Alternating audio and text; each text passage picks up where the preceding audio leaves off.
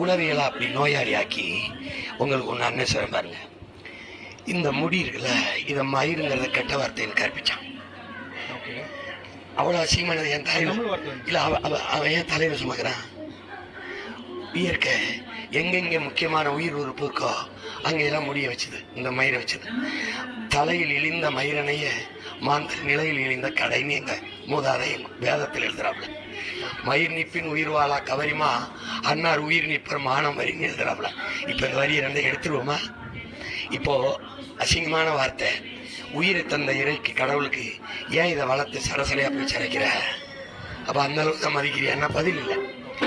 இதை வெட்டி அழகுபடுத்துறாங்கல்ல, அவனை அசிங்கமானவன் தாழ்த்தப்பட்டவன் ஆக்குறதுக்கு இதை அசிங்க சொல்ல ஆக்குறான்.